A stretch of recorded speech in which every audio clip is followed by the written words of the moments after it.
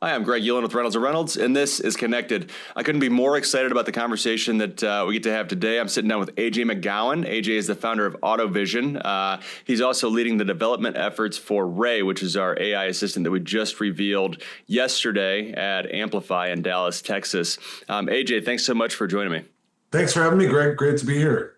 Yeah, for sure. So AJ, we don't have a lot of internal people on the podcast typically. Usually it's external folks, whether they're dealerships or OEMs or consultants, just, looking for those different perspectives. But we had that big reveal at Amplify with Ray, and I couldn't be more excited about it. You've been, about nose deep in this for, you can tell me how many months, but you've kind of built this thing with your team from the ground up. So maybe let's just start real quick about what the journey's been like and when we think about, and I guess maybe before we even go there, I'll just provide a quick description. Ray is our AI assistant. It lives across all of our Reynolds tools, across the entire Reynolds ecosystem. And it's an extremely powerful AI agent that users can interact with. So anybody in the dealership can interact with, and it'll do anything from, creating reports for you to connecting you with the tech and serving up a help video. There's all kinds of different functions that's really impressive. But maybe give your story with it and your experience so far. Sure. Yeah. We've been working on this since back towards the beginning of the year. And, really the sort of aha moment for us is when you think about Reynolds and Reynolds and sort of the ecosystem of software and capabilities that we have, it's really unmatched and it's pretty amazing. We have both very, very deep data across, a wide variety of subjects and disciplines across automotive, and then a very, very wide product set. And, helping our users to leverage the power of that ecosystem was really sort of where all of this came from. And, what we realized pretty early on was if we were able to capture that data in meaningful context where we could feed it into an AI agent that was capable of actually processing that data and producing useful results, that could be unbelievably powerful. And as I hope everybody saw yesterday when we unveiled Ray, we think we're really onto something, and it's going to be an amazing tool for our users. Yeah, I agree. And you've had a lot of experience, but in this AI world. So you also built out inside of AutoVision, Avery, which has been a huge hit with AutoVision, dealers using AutoVision. Everybody loves it. And one of the cool parts I think about Avery was it certainly does the work, but it also provides the context for why, right? Avery shows its work to let you know, okay, here's the logic behind why I think you should price a car at this point, or why I should go to this store so you can sell it the fastest. So maybe if you could share a little bit of your experience and almost your ramp up. So, Avery, I don't want to diminish how awesome Avery is, but it's almost like a build up to what you've been able to do with Ray. Yeah, no, when you look over the last, 5 or 10 years in terms of machine learning and computer science, it's been an unprecedented period of sort of innovation and growth, obviously. But we've kind of rapidly followed a lot of that trajectory over the course of the last few years where, we had a lot of, natural language processing and things like that were embedded in the applications. And then as we, became part of the Reynolds organization and AutoVision had access to the Spark AI layer and, our teams of experts here to be able to say, okay, hey, instead of just building another AI model, what if we taught an AI how to use our software, right? And that was really the genesis behind Avery and why Avery is capable of explaining itself, because it's thinking logically about how do I use these various different tools that I have access to within AutoVision to come back and produce results to the question that you're asking. And, as we started to look at building Ray, that was really sort of the next evolution in the process. So, we're using what a lot of people have heard this term, which is agentic AI. And, I think a lot of people think about that as, sort of this magical thing that it's like, hey, I'm going to have it, run my life for me and, send my emails and do my calendar and whatever else. But, from a technical perspective, the delta there, like the difference between how people thought about, using AI way back 18 months ago, right, in ancient history, and versus now is that what you're teaching the AI how to do is to use tools. we're teaching it how to use tools that it can then access when it's asked a question, to be able to gather data or to send an email or to send a calendar invite or whatever it is. But the real like fundamental distinction there is, how do you go from just this language model knows how to answer my question to how does it use tools to go out and fetch whatever it needs to answer my question or do the thing I want it to do. And so it was a really logical progression actually from Avery to Ray, where we're really kind of we're on the bleeding edge of the bleeding edge, right? This is all very, very new technology. And the very newest part of that is agentic AI. And with Ray, I think Reynolds is really taking a giant leap forward, not just in automotive, but in the technology business altogether, where we're using AI now to gather data from across the enterprise, from all of our tools, and then to be able to use those tools effectively to produce, real meaningful results for our users. So it's really, really exciting stuff. But it's been, a wild ride for the last couple of years, from kind of pre-Avery days to now we're out here with Ray and using AI across the entire organization. But it's a lot of fun. Yeah, no, I mean, it really is impressive. And, you said something there. I want to pull the thread on a little bit and see where we go with it. But you mentioned being able to, access data from across the organization if you're a dealership, or across the enterprise if you're a dealership group. And I think that's a really foundational piece to the puzzle when you think about AI tools, because, you think back to the world, to your point, 18 months ago, goodness, forever ago. Yeah. But no, we go back to this kind of software-driven world, right? And we think about over the last couple of decades, really, how things have progressed in software and how dealerships operations have progressed too, right? So dealerships have functions inside the store that exist today that weren't there 10, 5, 3 years ago. They just do.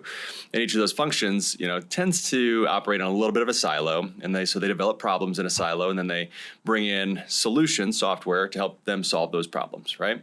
Mm-hmm. Well, then all these pieces of software kind of have their own data sets, right? And sometimes maybe some data is missing, some of it's inaccurate, some of it's duplicated.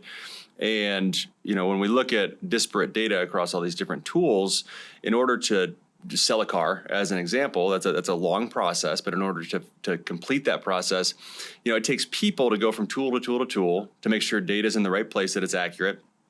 And it can actually slow us down, right? It can cause inefficiencies having all these disparate tools out there. But we fast forward to today's world and we look at AI, and you're talking about how the AI can know how to use these tools and can go do things and execute things. Well, if we have a disparate set of data across all these different tools that we're trying to get the AI to use, or maybe we have different AI agents that aren't connected, and they have inaccurate, missing, duplicate data, they're going to go do the wrong thing, right? They're not going to slow us down or make us inefficient. They're going to quite literally do the wrong thing. You think about, interacting with a customer, or even putting a number on a vehicle, or making, structuring a deal. Like, it will do the wrong thing. So, and those errors can be pretty costly. Yeah.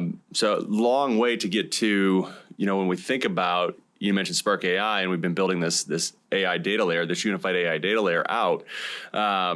It's a really important piece of the puzzle, because that unified AI data layer is what enables something like Ray to really work across all of our tools.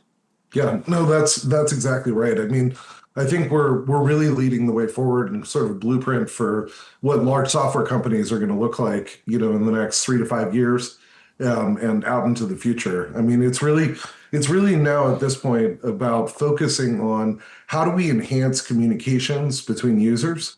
How do we enhance communications between the dealers and their customers? And then how do we integrate the AI into that whole process? Because if there's anything that AI is, it's a super communicator. It never sleeps. It knows how to understand your questions. It knows now how to go and fetch the data that you're looking for and perform tasks for you. I mean, that's I talk a lot about internally the fact that we have to move out of sort of a workflow-driven world. Workflows are incredibly important. But they're not the only piece of the puzzle anymore. The interconnectedness is extremely important when we talk about all of these different tools and data sets and things that people are doing. And the through line between all of those things, when you think about it, is communications. You're asking questions, you're talking to a colleague, you're calling a customer, you're doing all these other things.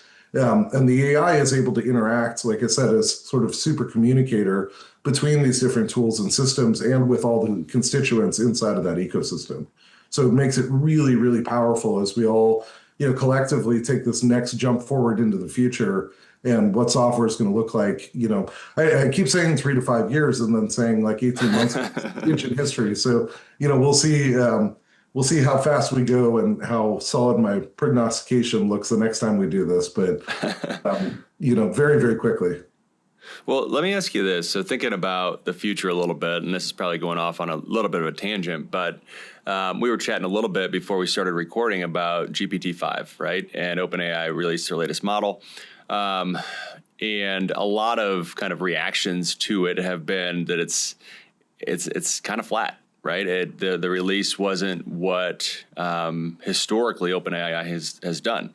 Mm-hmm. Historically, they've taken huge leaps forward, just massive leaps forward, and they've inarguably, once they do a release, they go to the front of the pack.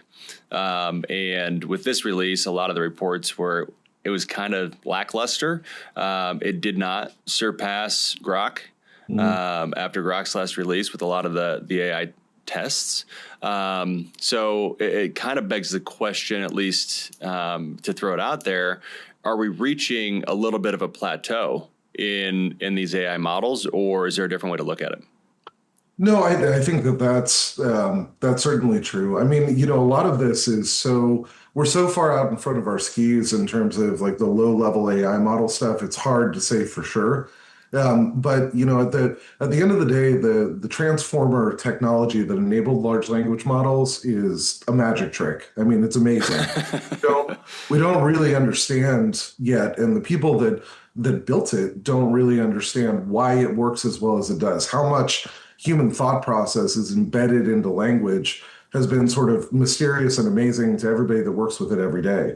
And so there's very little agreement and very little ability to predict exactly how far you can go to that model with that model. Is there another missing piece? And that's the big question, right? Does this just follow Moore's law and it doubles 18 months and OpenAI just missed a step because they got too excited or distracted with other stuff or whatever it is? Or are we starting to see a more incremental change? I think that the fairest estimates that I've seen are the GPT-5 is probably about 10% better across the board than GPT-4.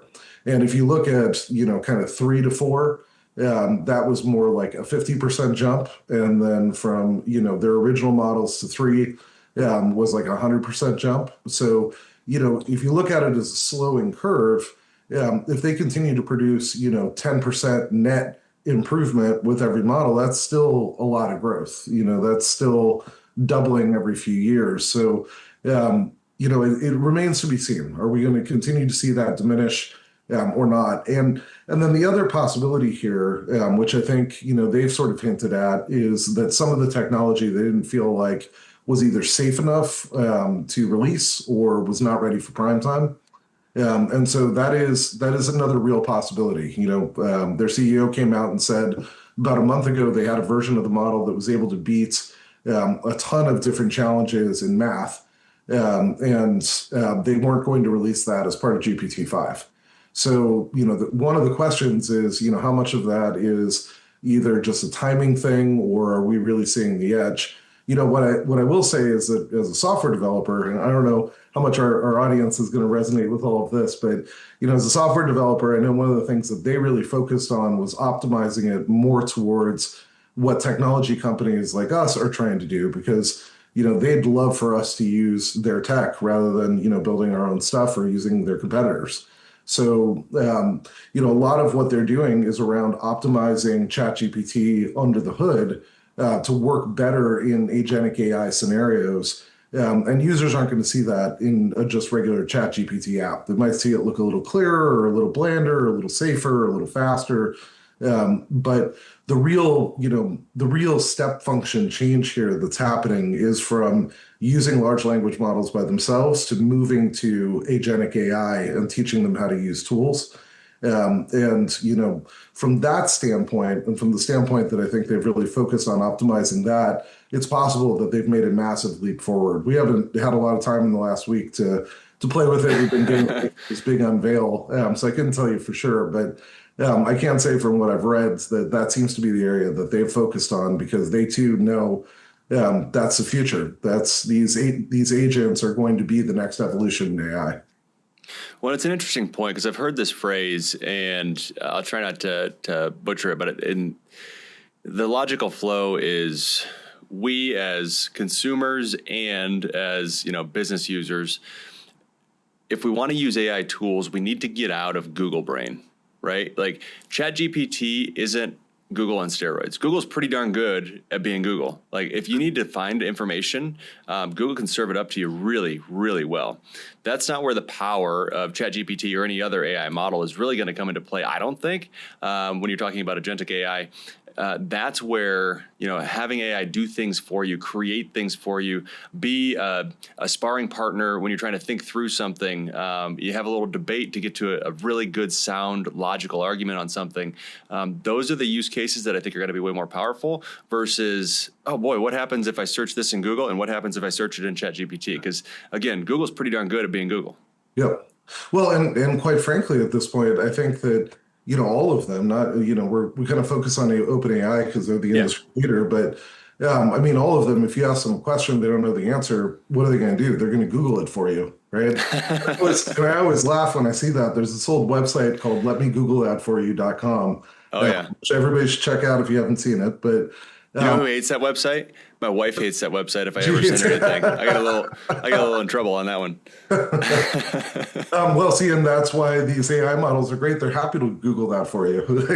that's the distinction. But no, I think you're right. I think that Google is very good at being Google and will continue to Google until we Google no more. And the real question is, who's going to Google that for you?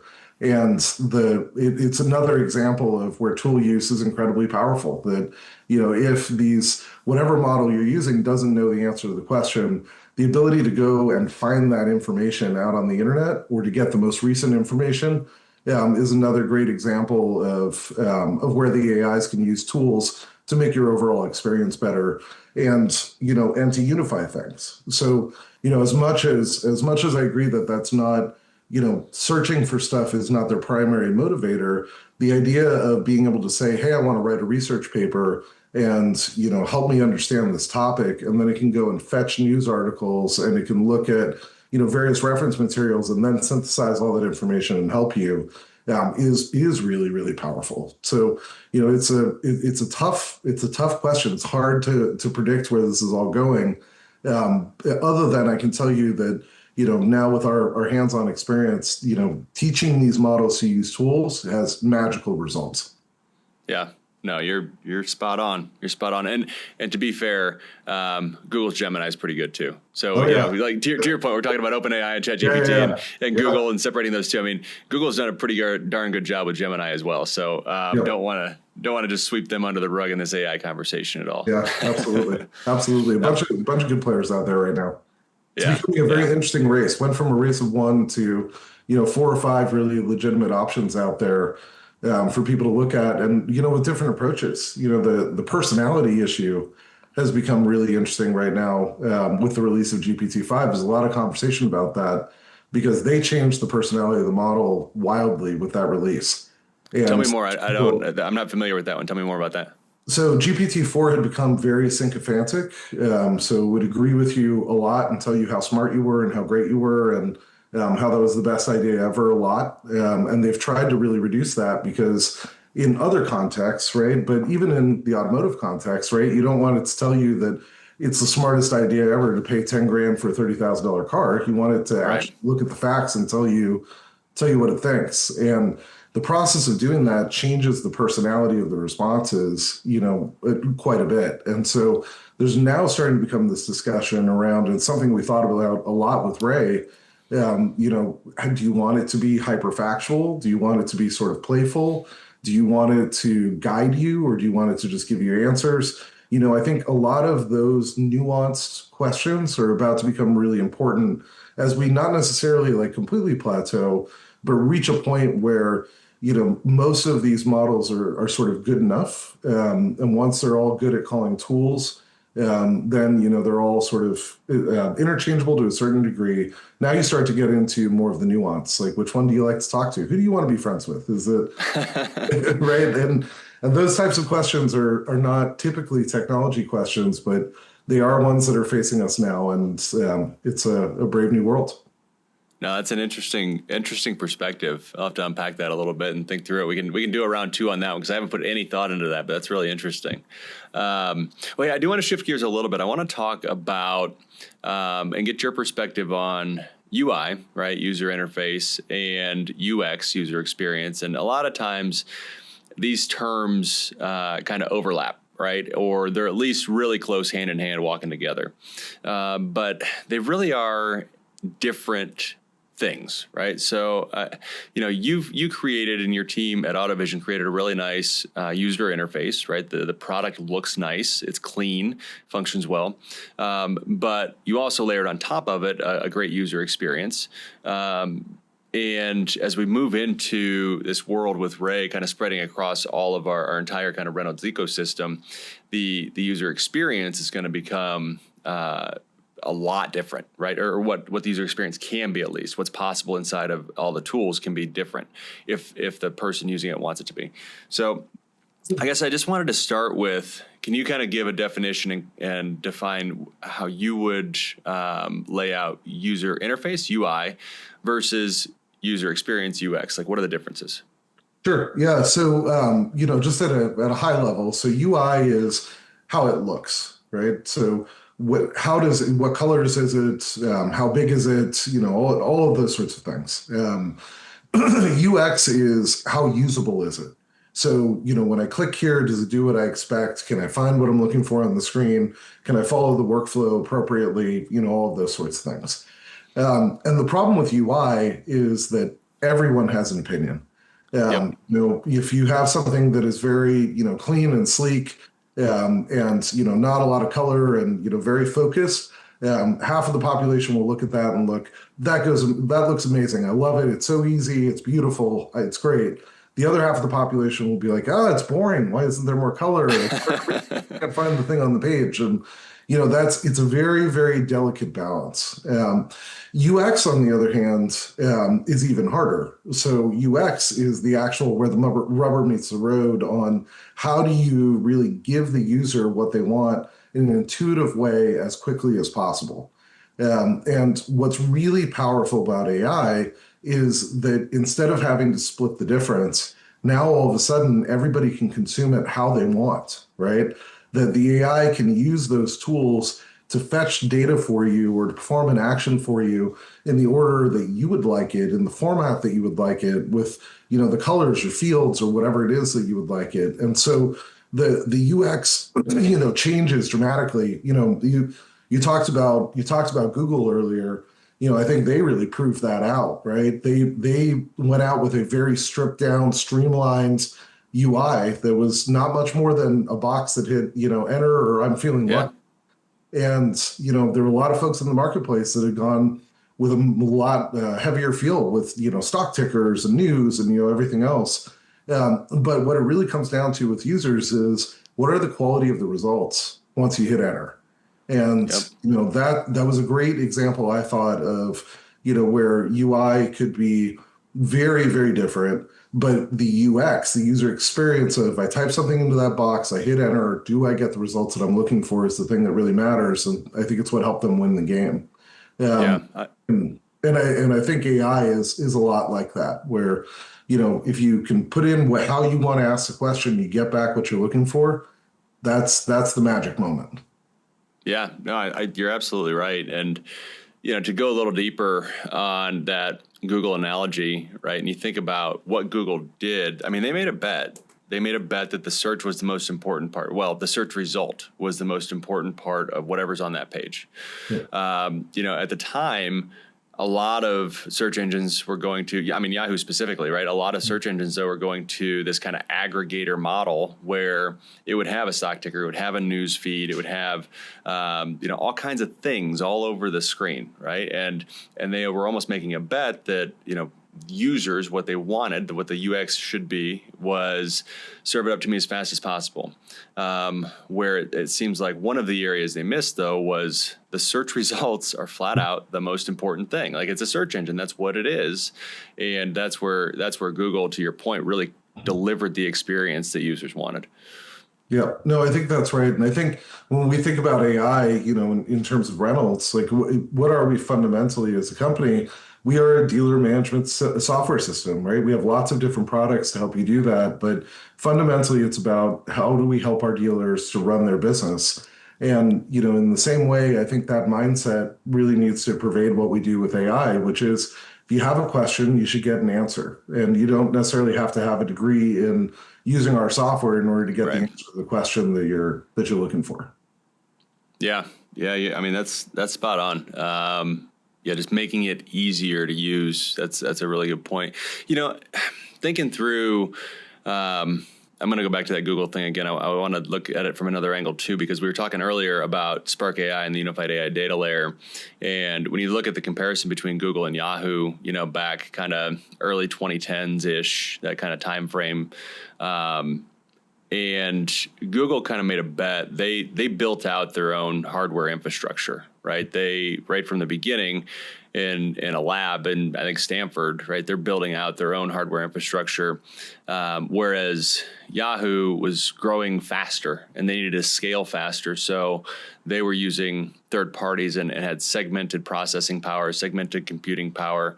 I'm blanking on the name of the company right now that they used, but I think it's still around actually, but they were definitely partnering with third parties. So in a lot of ways, there were similarities where they had these silos of processing, these silos of computing power, and memory and everything else, whereas Google was able to scale once it reached a certain level much more effectively because they had built out their entire infrastructure from the ground up as a kind of a single layer. And I don't know if it was planned or not, but ultimately it seemed, and you can speak to it much more technically than I can, but it seemed like they could borrow computing power when needed from across their infrastructure versus kind of having, look, this is our processing power for this particular function, and that's how much we got, and there's a cap on it then. Yeah, I mean, look, I think it's a great analogy, and it's an important, lesson in being a software company, which is, the fundamentally, and both of these things go a little bit hand in hand too, right? It's Google focused on the science. They focused on how do we actually do the hardcore computer science and engineering that are going to need to happen in order to create the best possible experience. And they did that across the board, starting at the bare metal or the bare corkboard, as the legend goes. But they took that approach across the board, and Yahoo focused on how do they generate revenue and how do they market more effectively and get advertisers on, and kind of lost the thread. And I think it's a really important lesson is that if you're in the business of building and selling software, you have to focus on building and selling the best possible software. And I'm really proud and excited about what we're doing here, because we are absolutely, like I said earlier, on the very edge of where technology is going and continuing to lead the way, I think, in automotive. Yeah, no, I agree. And I love what you've done, what the team's done, and what our broader team's done too. I mean, over the last 12 months, we've rolled out a lot of different AI applications that all access kind of the Spark AI data layer. I mean, everything from, we talked about Avery to other tools. When you think about I don't know, one of my favorites is Conversation AI, which is inside of Focus, our CRM, right? And really cool. It looks at every phone call that came in to the store, and it transcribes that phone call, and then it summarizes it for you into like 2 sentences, 3 sentences, kind of like your phone does with emails, right? Like or your text messages, you just get the little alert, and it's like, hey, John wants to set up a meeting. So anyway, it'll summarize it for you, and then it'll also create a task for you inside of the CRM for the things that you need to go do with tags, because it'll say, okay, from this summary and from this transcription, I know this person is ready to buy a car. So John, sales manager, here's a task for tomorrow with this call attached to it and the summary and the sentiment. Hey, you should definitely follow up with Billy, who wants to buy a car. Joan's a salesperson, touch base with her, see what she's done. And it gives you really a list of everything to do. So anyway, I go off on a tangent because I really like that one. I think that's a fun use of AI. No, for but sure. it's a great example. I think you're 100% right. Like it's another layer where we're another place where we're using the Spark layer to enable that user experience, right? What dealer wakes up in the morning and thinks, I want to go look up my report of phone call lists and I want to click on each one and I want to listen to those. And then I want to go and make myself reminders. And I want that to be the most beautiful UI that I've ever seen while I'm performing all of those tasks for hours and hours. They don't want to do that. What they want is to get a summary of the phone call and to have the tasks that they need to follow up on. That's the real user experience, right? So it almost doesn't matter what the clicks are or what the colors are or any of those things. If it's already just been done for you and you know what you need to do next, and you can focus on selling cars, right? You're right. That's the big leap forward. Yep. And in that example, I mean, the really good sales managers, they do that. They do that every morning, right? Yep. But it takes them 2 hours to do it. That's so right. They're getting in early so that they can get those things reviewed. And if you can take those 2 hours and give them back to a really good sales manager, what's going to happen? You're going to sell more cars. We talk all the time about how, for the last, certainly the last decade, but probably the last 3 decades, the average salesperson in America sold 9 new cars a month.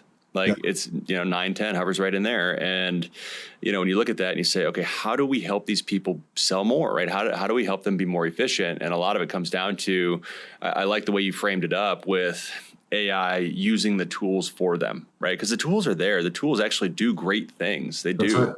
Yeah. They can just slow people down. So how can we help the tools do the thing without the human interaction? Yep. And we just serve it up to the human and say, hey, go sell it. Yep.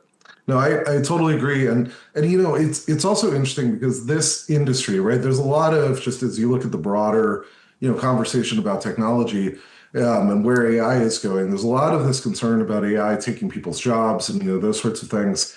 And who knows what the future holds. I think there's certainly a lot of that, like there is with every, major technical leap forward, that, there are jobs that go away and there are new jobs created, and, we move forward. But what's really interesting about automotive is that I think it's one of the more AI proof areas, right? Where I think it's going to be and I'm not as young as I used to be, but I think it's going to be a long, long time before somebody wants to walk into a car dealership and buy a car from a robot. It's such an expensive purchase relative to anything else that consumers buy other than their home. You want to have a relationship, you want to have trust, you want to have, all of those things that, great dealers bring to the table. And so to me, it's one of the industries that will benefit the most from this enablement, because all we're doing is taking away all of the scut work, if you will, right? All of the tedious things that they have to do every day. They keep them away from selling more cars and building more relationships, and working in their community and doing all the other things that the dealers do that make them so highly effective. So it's an exciting place to be working on this kind of technology, because I think everybody really will benefit from it. Yeah, I agree. Well, AJ, I think I could probably talk to you about this for days straight. I love it. The work you're doing is great. I mean, I really do appreciate, and I'm a little bit in awe of what you've been able to accomplish in such a short amount of time building out Ray. You and the team have just done a fantastic job. It was a huge hit at Amplify. We're obviously rolling it out now across all of our tools, and we'll continue to grow it across more and more tools. And looking forward to probably a full release at NADA. Just to put a little date on the calendar for you there, so you can get to work and have a have a bogey to hit. I guess I better get back to work then, Greg. But no, like I said, I really appreciate you taking the time to sit down and talk. And I guess before we hop off, is there anything else that you want to touch on? Anything we didn't talk about that we should, or any questions I should have asked that I didn't? No, I don't think so. I think we kind of touched on all of the topics, and I think if I would leave anybody that's listening to or watching this with anything in mind, it's we're just at the beginning of what this technology is going to do for us, for our industry, for our software.